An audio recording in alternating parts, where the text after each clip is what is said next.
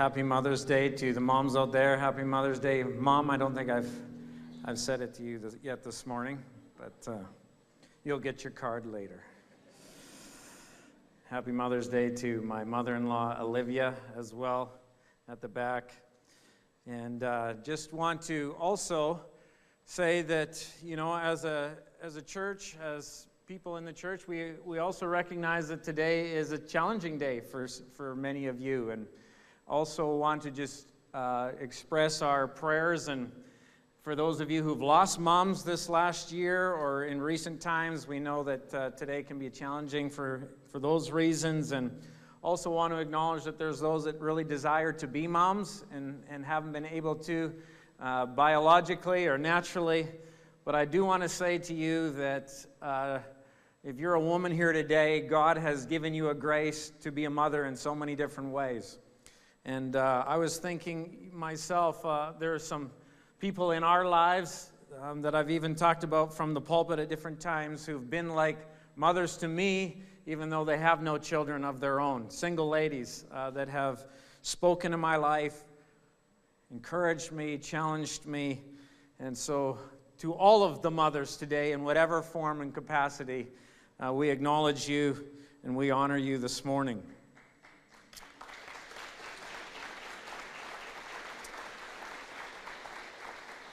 Today, because it's Mother's Day, we're going to do something a little different. I think it's a special morning, and we are going to hear from 3 moms today. I've given 3 moms 10 minutes each, and so the challenge will be on them, but they believe they can do it. But I'm going to introduce them to you right now, and they're going to just come up one at a time. And so I'm going to tell you who these moms are. The first mom we're going to hear from is named Renee Heemskirk, and she is currently on maternity leave with her first child. And she's been working for a missions organization called Partners International for almost 11 years. And she is a partnerships manager and oversees partners in 7 different countries around the world. So she has traveled a lot in her time. Her and her husband, Justin, have been involved in our church in a number of ways in recent years. And so we're going to hear from her first. Then we're going to hear from Tanya Foster. Tanya is a mom of 3 adult children and also 1 daughter-in-law. She and her husband, Chris, have been a part of Harvest City Church for 20 years. Tanya leads a life group with Chris. She's part of the leadership of our prophetic ministry. She teaches in Sunday school and I'm sure other things as well. Tanya currently works for the government of Saskatchewan. This is a long title, but she is the Director of Planning, Reporting, and Accountability for the Ministry of Immigration and Career Training. She is also an elected school board trustee in our city. She's going to speak second. And then third today, we're going to hear from Megan Rivas. Megan is a young mom who has grown up in our church. She graduated from our Christian school, and she is one of my former students. I've made her everything that she is today. And she, along with her husband, Justin, have been involved in many different ministries in our church over the years, from leading young adults to life groups to being on the prophetic team. But in recent years, Justin and Megan have pulled back from some of these things as Justin concentrates on becoming a local celebrity and Megan the celebrity wife. But truthfully, they've been spending a large portion of their time answering this call to foster children. And that has resulted in them adopting 2 children of their own, 2 boys, and by the grace of God are in the process of adopting a 3rd child, a daughter. And so they have had their hands full, and God has given them real favor in that whole area in our city.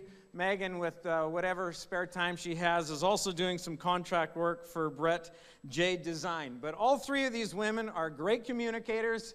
They have something to say, and I know you're going to be blessed by them. So let's welcome Renee as she comes this morning to kick it off.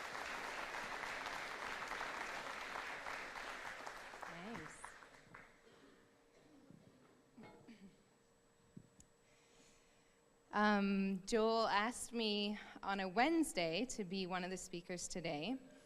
Thanks, Tim. Already laughing. And I initially thought he was asking me to speak that Sunday. So that would only give me 3 days to prepare. And so I just panicked. And I thought, oh, I can't do this, 3 days. And, before I typed and politely declined, I called my husband, Justin, and just to see what he thought of it. And when I told him the situation, he paused and slightly confused and reminded me that Mother's Day is actually the following week. So I've been on maternity leave for 10 months now, and this is pretty much how my brain works. I've really lost all sense of time. I think the sleepless nights and the busy days, they kind of all blur together. And somehow I mixed up the date of my first Mother's Day. But at least I had a little more time to prepare. And that got me thinking. It's kind of strange. I've been sitting in church, and I've been having this kind of reoccurring analogy come to me throughout the last few services. Justin and I, we joined the gym. Oops, okay, I'm messing this up here. So Justin and I, we joined the gym a few months ago. And since then, I started seeing a bunch of these connections between, going to the gym and the Christian life. And to be honest, I'm not a very enthusiastic gym goer. The selling feature for me signing up was that they have HGTV and the Food Network at the gym. So that's telling. Needless to say, you won't have to be an avid gym goer to kind of follow along here with what I'm saying. So, when you sign up for the gym, the first thing you do is you go on a tour. So someone takes you around, they show you all of the equipment, they, show you the rooms where the classes are and the change rooms, and you kind of get this whole tour. And from there, there's just this expectation that you start showing up throughout the week and you start using using the equipment, and if I only show up once a week for an hour, you can imagine I'm not really gonna likely see any significant outward change.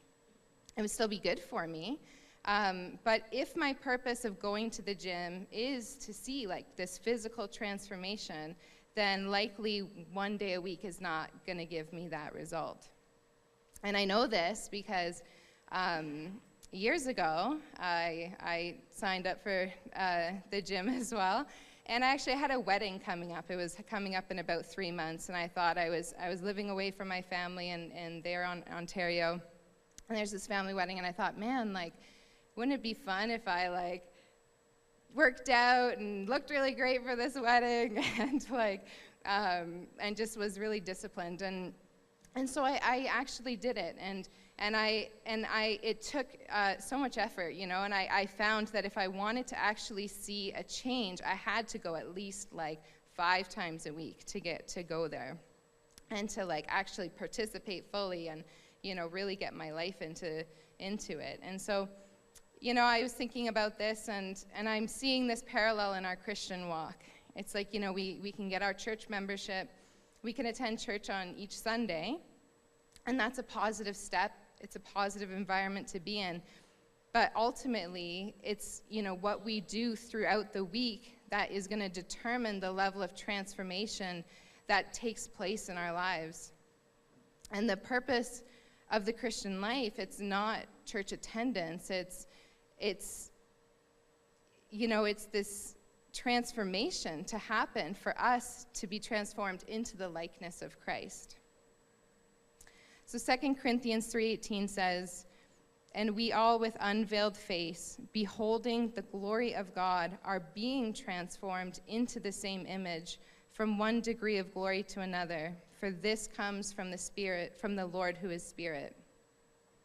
Romans 8:29 says, "For those whom he foreknew, he also predestined to be conformed to the image of his Son, in order that he may be the firstborn among many brothers." So this Christian life is this process of being conformed into the image of the Son, into the image of Jesus. The New Testament letters to the church, they're full of these admonitions, to those who are born again, to put off the old self and to put on the new self. It says, clothe yourself with kindness, compassion, forgive, walk in the way of love, put off greed, anger, slander. So I've been thinking about this in my own life. It's like, what transformation am I seeing in my own life? Am I more kind than I was a year ago? Do I have more freedom in my life today than I had 5 years ago? Am I really looking more Christ-like? If I went to the gym consistently for a year, I would expect to be in better physical shape than when I first started. And if I went for 5 years and I didn't see any improvement, I'd really wonder what the point of going would be. And if I told you I've been working out for 10 years, you would expect that there would be some evidence to show that is true. And in the same way, I've been thinking, if I've been a Christian for over 10 years, you would expect that I would expect there would be a difference from where I started to where I am today. And I've been taking time to kind of think this through. And I've actually been encouraged to look back and see where God has taken me in my life. But, I have to be careful when I'm thinking about transformation, because I can easily kind of manipulate that to just be like improving myself. I just need to improve myself. I just need to do better. I need to be doing this. I have to, read my Bible more. I need to be praying more, and I shouldn't be doing this, and getting frustrated about this, and that train of thought just becomes really exhausting. And as a new mom, I've kind of reached new levels of exhaustion. So it's like putting something else onto the to-do list. It just feels defeating. I know I'm not going to get to it. But this week I was listening to a sermon, and it reminded me that we don't become more Christ-like through works. We become more like him by knowing him. As we connect with him and as we spend time with him, we encounter him and we experience his love. And through that, he reveals to us who we really are, kind of what Joel was already saying this morning. We've been made perfect in our spirit, and he sees us that way, and he's calling that out of us. And I just felt that burden lift. It's not about me doing more things. It's just about me knowing him. And I can do that. Like, I can spend time. I can connect with him.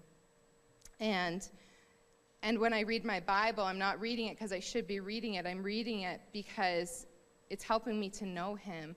When I'm praying, I'm not praying because there's these things I need to do. I'm praying because to know him, to communicate with him. And my focus becomes being transformed in his presence. And in his presence is rest and peace, and right now that's a place I feel really drawn to.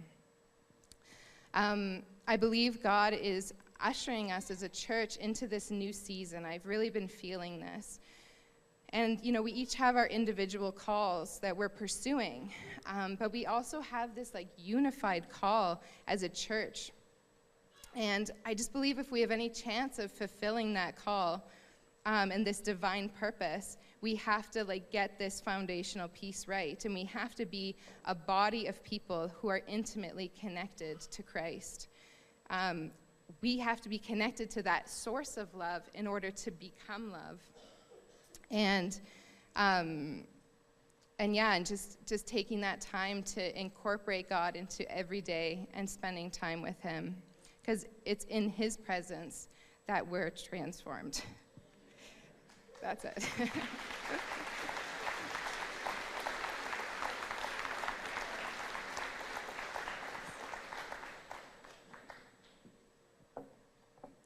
Thank you so much, Renee, for challenging us. I hope that I'll challenge you as well. Earlier this year, we received a prophetic word about God wanting to stretch us, both individually and collectively. And I can see how God is doing this in my life, how he's really increasing my scope of influence and my responsibilities and giving me greater challenges. And while I'm witnessing this, I'm also seeing how I have glaring insecurities that are going to sabotage me in my ability to live out this call. I too often have self-esteem issues, I lack confidence, I give into people-pleasing, and I absolutely hate this part of my life so much. And I don't know if you can relate to that, or maybe you have another bane in your life. Like for you, maybe it's anger, or it's materialism, or lustful thinking, I don't know. But any number of things can work against us as we attempt to yield to the stretching of God. I always like to identify with people in the Bible. So for example, I will imagine that I'm the Apostle John, and I'm like laying my head on Jesus's chest. Or I think, I'm David, and I'm worshiping God unashamedly. But unfortunately, when it comes to this part of my life, I identify way too much with King Saul. And nobody really wants to be King Saul. Let me just tell you a couple things about King Saul.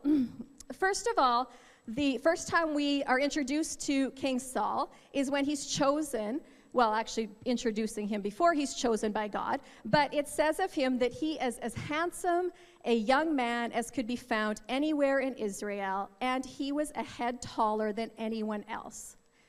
So he's pretty impressive, right? But he is so full of insecurity and self-esteem issues, he lacks confidence, all the things I struggle with, that he really does not realize his full potential of the call. In fact, at his coronation, he's hiding behind luggage, and they have to coax him out. This is King Saul. And there are many examples of how his lack of confidence and his people-pleasing sabotage him. But I just want to point out one example in 1 Samuel 15. So in this text, we see how Saul has disobeyed instructions that Samuel had given to him. And then when Samuel came and confronted him, Saul said, I have sinned. I violated the Lord's command and your instructions. I was afraid of the people, and so I gave in to them. Now I beg you, forgive my sin and come back with me so that I may worship the Lord. So he says, I was afraid of the men, and so I gave in to them. He pleased the people, not the instruction of God. And then in verse 30, he repeats it again. I have sinned, but please honor me before the elders of my people and before Israel. Come back with me so that I may worship the Lord your God. And, instead of really repenting of what he'd done, he's more concerned about protecting his reputation with the people and his, what people think of him. And his insecurities continue to unravel in his life, and he ends up so consumed with jealousy of David that he is going to murder him, and God regrets even appointing him to be the king, and on and on. But I just see so many parallels with this, and I don't want to be like that. I don't want, to get these great opportunities God gives me and to totally blow it because I don't have the confidence, or I care too much what people think, or I'm scared to offend people. And so it's something that I've been really working on in my life. And I've made a lot of progress, actually, in dealing with these kinds of issues. I've done, a lot of the courses that are offered in the church. I've done the Genesis process and healing shame and healing trauma, all those kinds of things. I've gone for counseling. And a lot of that has dealt with the root issues. But what I have found is once we deal with the root issues, then we have to program our lives to a new set of code. And I feel like God has really given me a tool the past few months to be able to do this. And it's this, that I need to anchor my behaviors and decisions to my values. And I know that sounds, kind of hippy-dippy, but let me explain it. So first of all, I have to credit Brené Brown because this sort of philosophy comes out of lots of her books, but in particular, Dare to Lead. And so in this book, she references an analogy that Theodore Roosevelt proposed in a speech. So I'm going to read it. It's a little long, and I'm not going to unpack it greatly, so you can, go back and process it, hopefully, in your own time. So this is what he said. It is not the critic who counts, not the man who points out how the strong man stumbles or where the doer of deeds could have done them better. The credit belongs to the man who is actually in the arena, whose face is marred by dust and sweat and blood, who strives valiantly, who errs, who comes short again and again, because there is no effort without error and shortcoming, but who does actually strive to do the deeds, who knows great enthusiasms, great devotions, who spends himself in a worthy cause, who at the best knows in the end the triumph of victory, of high achievement, and who at the worst, if he fails, at least fails while daring greatly, so that his place shall never be with those cold and timid souls who neither know victory nor defeat. So Brené Brown, she talks about the arena as a metaphor for anything important we're doing in our lives. So it could be, a job. It could be, some like ministry, something you believe in. It could be marriage. It could be parenting. Anything that you're doing that you consider to be important, that's going into the arena. And she says it's your values that bring you into the arena. So for example, maybe you value helping people, and then you go into a profession like teaching or social work or something to be able to help people. Maybe you value friendship, so you invest a lot of energy and time into building relationships. But this is a thing. Once we're in the arena, whether it's the job, the relationship, whatever, and we're getting our butts kicked, we're discouraged, we're not seeing change, the haters are shouting at us, the critics and cynics are coming out of the woodwork, and in that time, we need to have the clarity of values so that we do not quit. Values are like the North Star. They guide us in times of darkness. Or they're like an anchor that keeps us grounded. And I really think it's imperative that we understand what our values are and how these shape our decisions. I could have spouted off a few things and said they were my values, but I didn't really know what they meant and how they worked in my life. So I spent time kind of processing this, thinking about this, and I landed on two things that I hold the most sacred in my life, and they are faith and growing. So these are a couple of behaviors that support my faith value. I want to be more like Jesus, so I approach difficulties and pain as opportunities to grow more like him. I want to live my life so that people always see Jesus in me, like the selfless, loving Jesus. And then my growth value looks like this. I invest in learning opportunities because it's important for me to have knowledge and understanding. And this is a big one. I push past fear and insecurity because I want to do everything I've been called to do and become everything I have been called to become. Now, I could share all of the behaviors that contradict those values, because I'm not doing this all the time, just so you know. But this is what I aspire to be doing, and this is how I want these values to shape everything I do. So I'm going to give you one example of how this works in my life. Okay, there are people who don't like me. I don't know why. I'm likable, but they would love to see me fail. They would try to discredit me. They try to sabotage me. And my tactic for dealing with these people has been to retreat and do everything I can to avoid them.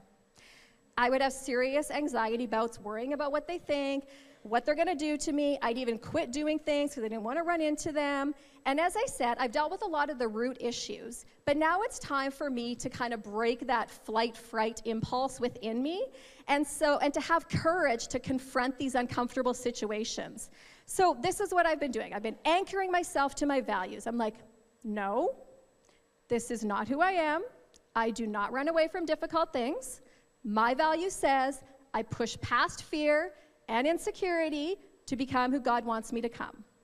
I admit I'm usually trembling with fear during this, taking many deep breaths, practicing, but I'm like, no, I am going to live out the values that I hold sacred, because that is who God's called me to do, right? Live a life worthy of the calling we have received, and I want to live that life that is worthy of that. And I have actually, in the past few months, confronted 2 people for disparaging me. That was terrifying.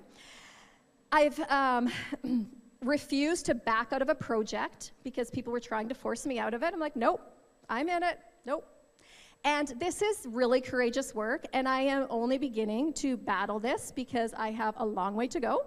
But anchoring myself to my values has been very effective. And I'm hopeful that I'm going to continue to reprogram my brain so that I don't resort to the fight-flight reflexes, as I said.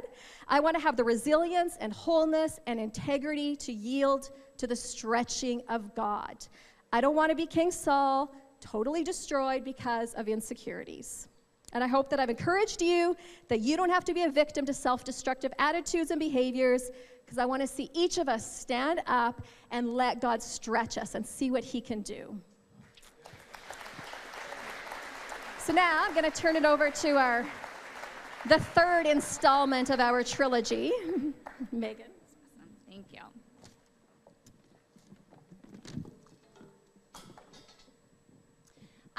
Before I start, I just want to take a second and just honor our Indigenous people and just to recognize that we're gathered on Treaty 4 territory today. That's just an important point. Because it's Mother's Day, I just thought that I would end our service with just a testimony of a bit of my journey of motherhood. And when I was 18, Joel had mentioned that I graduated from the academy here. And one of the things that they would do is, because graduation was a bit of a milestone in our lives, is they would bring some people from the prophetic team in just to prophesy over the graduates and just hear what God has to say. And one of the people who was prophesying over me was actually Pastor Dave. And I don't even know if he remembers this, but I remember him starting and saying, I wouldn't just give this word to anybody, but because you have the maturity, I think you can handle it. And you're like, okay, what are you going to say? And he actually spoke out of this passage, which is Psalm 84, verses 5-7. And this is what the verses say. What joy for those whose strength comes from the Lord, who have set their minds on a pilgrimage to Jerusalem. When they walk through the valley of weeping, it will become a place of refreshing springs. The autumn rains will clothe it with blessings. They will continue to grow stronger, and each of them will appear before God in Jerusalem. And his whole word was actually that throughout my life, I would go through some real hardships, but to take heart, to take courage, because God was going to teach me how to turn those valleys of weeping into refreshing springs. Now, being 18, hardships were not really on my radar. My whole goal in my life was that I was going to marry the love of my life, have children, be a stay-at-home mom, and work for the church. Like, what could go wrong in that plan? What I didn't realize was that within a couple years, I would marry the love of my life, who ironically was also my arch nemesis in high school, but that is a different story for another time. And that after a couple years of being married, when we felt like it was time to start a family, that we would actually enter into a journey of infertility that would go on for 10 and counting years. And anybody who has walked through that kind of loss, you know that even valley of weeping isn't even suffice to describe it, right? Valley of despair, valley of hopelessness, valley of anger. And for me, it wasn't just that I wasn't able to have kids. It was my whole future, my whole dream, my whole vision. I didn't know what I was going to do with my life. And there was a period of real anger with God. But there came a point, especially in those first few years, where there was so much pain that I remember having to make a very conscious decision that I would posture myself in a place of surrender and say, okay, God, I don't understand what you're doing, and this is so painful, but I choose to trust you, and I choose to believe that you are faithful. And it was actually out of that place of surrender that eventually God spoke to my husband and I to become foster parents. And we didn't even really know other foster parents at that time, so we just kind of jumped in. And the whole goal of fostering is for reunification, right? It's that you as foster parents would create a safe and loving home for these kids while everybody works as a team to have this family and these parents reunified. But out of intergenerational trauma, right, and cycles of addiction and pain, even though that's always the goal, that doesn't always happen. And so I have a picture of my family up here. You'll see I've got 2 beautiful boys and 1 daughter here. And so our journey with fostering has looked a little bit different. In the past 7 years, we've actually only had 5 kids throughout our home, and 3 of them are still with us. And our 2 boys are adopted, and our daughter there, whose face has to be blanked out, we're just in the final processes of adoption. And so I have to keep that pretty confidential. For now.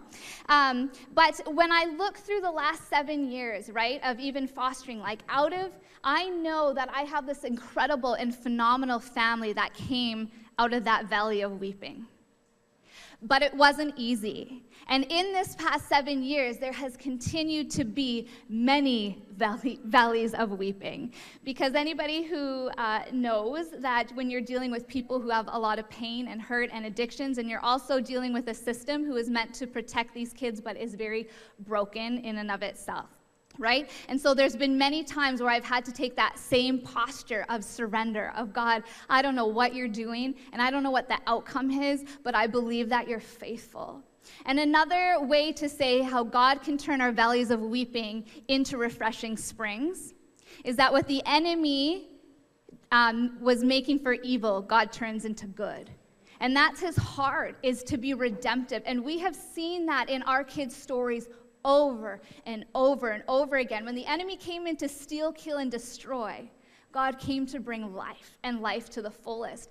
And our middle one, Nesta, he's 3.5, and we got him right out of the hospital when he was 2 days old.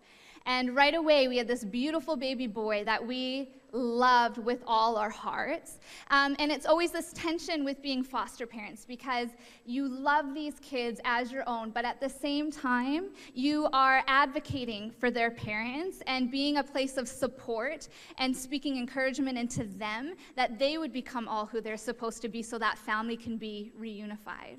But after a time, that wasn't happening, and the courts decided when our son was 1.5 years that he would go permanent, which put him up for adoption. Now, we had built a very close relationship with our son's family, with his siblings. We would see them on a regular basis, and so we did not want to see our son just move to a new adoptive home and start over, but we ran into a lot of policies, and we were told that we would not be able to adopt him, and that within another year, we would be saying goodbye to him at 2.5 after raising him from birth.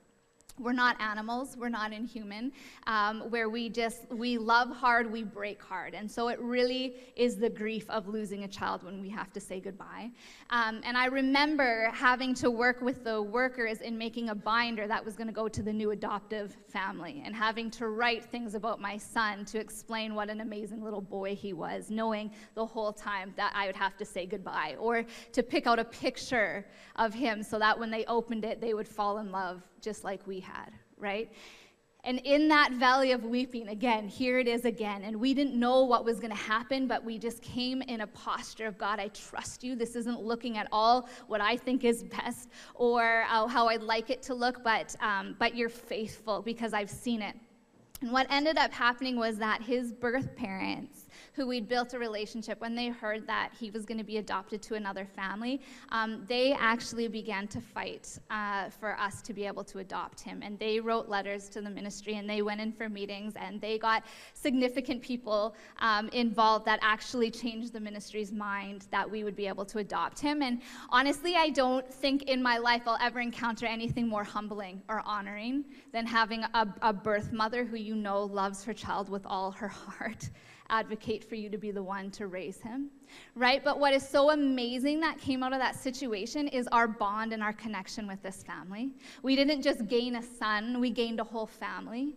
And they've even changed our whole perspective on fostering, where before we were just a main support for these kids, but now actually we've become a main support for the birth families. And it's just another area of impact for us, where if I could go back to that girl 10 years ago who was in the midst of heartbreak and hopelessness and pain, if I could go back to her and say, listen to me, your God is faithful. You don't see it now, but there's going to come a day where you are going to have such a beautiful family that every day they will remind you that God is faithful. That through their lives, their other lives are going to be impacted, and you're actually going to have more purpose than you know what to do with, which is exactly what has happened, right? And so if I just want to leave you just with an encouragement this morning, that if you're walking through a valley of weeping, right, or if your life is turning out different than you think it would, anchor into the Father. Anchor into the Father and trust him and know that he's faithful. And out of that place of surrender, even without understanding, that's where he can take those valleys of weeping and turning them into refreshing springs. And I'm not just preaching a fluffy gospel here where it means everything is going to, just because you love Jesus, everything's going to turn out great, right? Good doesn't mean easy. The life of the kingdom is not comfortable, right? But it means when we can come in a place of surrender in the midst of that, he can turn those valleys into refreshing springs while you're walking through it. We're doing a series right now on growth in the church, right? There is an intimacy that comes, a refreshing spring that comes out of that pain that you can't get anywhere else. Right? There's a maturity and there's a strength that comes when, in spite of circumstances, we can say, God, you're faithful. And so this morning, if you need encouragement, just look at my babies, right? Look and just know that even in the midst of real pain and heartache, when you can trust God, he's faithful.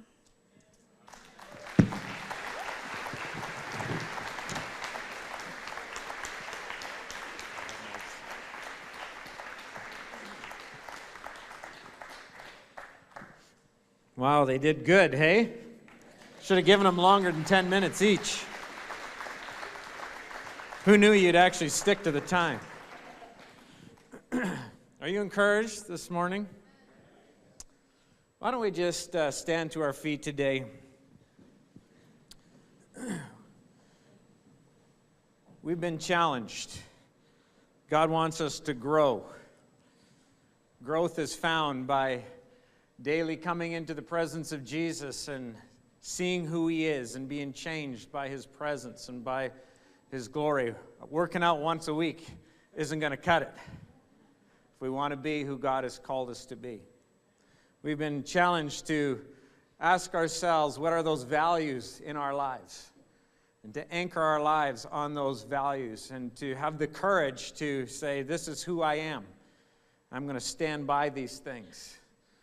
We've been inspired that God can take those painful things in our lives, those places of weeping, and turn them into springs of joy. I'm going to continue that thought next week as we continue our series on growing pains and looking at the pains of growth. But this morning, why don't we just bow our heads and just respond in our own hearts to those areas that God has challenged us with this morning. Father, I thank you for these three amazing ladies, these moms that are serving you and in different capacities, but Lord, having impact in different ways. And God, we've been blessed and encouraged by them this morning. Father, I pray today that we would be challenged throughout this week. What am I doing today to get into the presence of Jesus, to know my God, to be transformed by him? Lord, I pray that you would speak to us. What are those things in our lives that we value the most? Are we truly living by what we say is important to us? And help us, oh God, to identify that and to have the courage to do what we need to do. Father, I pray for those today that are in the midst of that valley of weeping. Father, where it may seem like there's no way out. that are feeling dark and alone and hopeless. Father, I thank you today that through Megan's testimony and the testimony of her children, we've seen that, God, even in those places of despair and hope and hopelessness, you have something amazing that you can do in us and want to do in us. God, I thank you that even in the presence of our enemies, you prepare a table for us, a feast for us. I thank you that goodness and mercy will follow us all the days of our lives, oh God. Father, I thank you that you're pursuing us in those places. Father, I thank you that when we're weak, you're strong, oh God. And so, Lord, today, I just particularly want to pray for those moms today. Lord, I feel in my heart led to pray for those single moms today, Lord, that are struggling. Father, I pray that your grace would be sufficient for them. I pray that your power, Lord, would be known to them in their places of weakness. Father, I pray today for those that are weeping because of pain in regards to things in their own families, and maybe don't even have the kinds of mothers that they want, or they've lost a mom or whatever. God, today I pray that you would minister into those places of hurt and those places of need and bring real joy and hope and peace today. Father, we just thank you for all that you've done in our service this morning. Thank you for speaking to us and challenging us. We worship you today in Jesus' name. Amen. Amen. Well,